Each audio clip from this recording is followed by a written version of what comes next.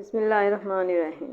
अस्सलाम वालेकुम। खुश रहें, आबाद रहें, पाक परवरदिगार आलम आपके रोज़ी रिज़्क़ में बरकत और इजाफ़ा अता करे मोहम्मद व आले मोहम्मद के सदक़े में।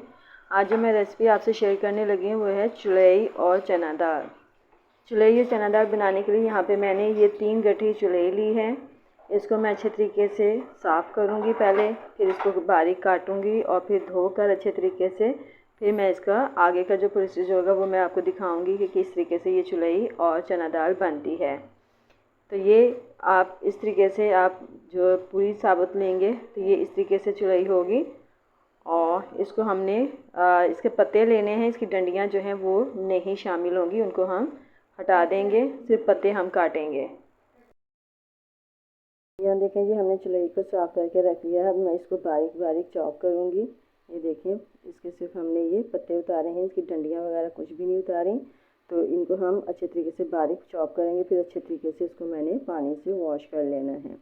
साथ ही मैंने यहाँ पर तकरीबन 1.5 पाव के करीब दाल ली है, जिसको साफ़ करके मैंने ये भिगो के रखा है। तकरीबन 15 से 20 मिनट तक दाल को भिगो के रखें। और जो स्पाइसेस मैंने इसके साथ लिए हैं, टमाटर है, अदरक लहसुन का पेस्ट है, नमक, हल्दी और ये सूख मिर्च का पाउडर है। और प्याज को मैंने फ्राई होने के लिए रखा हुआ है। मैंने 1 कप ऑयल लिया था, उसके अंदर मैंने ये प्याज जो है 3 से 4 अदद प्याज लिए, उनको बारीक चॉप करके रखा है और उनको मैं फ्राई कर रही हूँ। गोल्डन ब्राउन होंगे तो इसमें मैं तमाम मसाला जात जो है वो शामिल करके इसका मसाला तैयार करूँगी। यहाँ देखें जी, प्याज गोल्डन ब्राउन हुए थे तो मैंने अदरक लहसुन टमाटर और मिर्चों का सब तमाम मसाला जात जो है इसमें शामिल कर दिया। मैं इसका मैं अच्छे तरीके से मसाला भूनूंगी जब तक ये ऑयल अलग नहीं हो जाता, मैं उस वक्त तक इसको भूनती रहूँगी।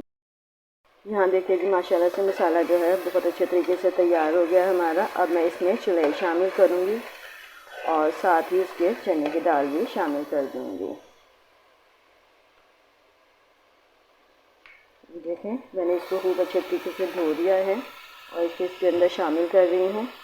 इसको अच्छे तरीके से धोना है ताकि जो मिट्टी वगैरह है वो उसमें ना रह जाए, क्योंकि ज़मीन में होती है तो जाहिर सी बात है मिट्टी बहुत ज़्यादा होती है।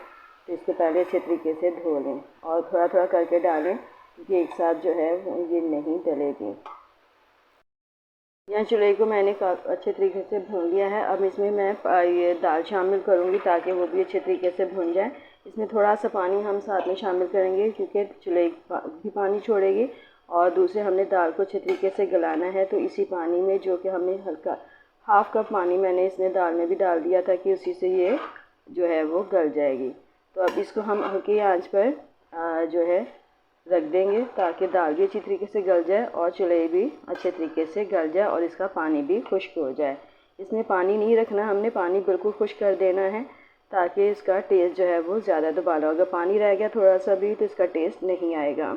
ये देखिए जी, सालन हमारा तैयार हो गया है। यकीनन आपको हमारी वीडियो आज की पसंद आई होगी। अगर हमारी वीडियो आपको पसंद आई तो लाइक करें, शेयर करें और अब आइंदा आने वाली वीडियो के लिए मुझे इजाज़त दीजिए। खुदा हाफ़िज़।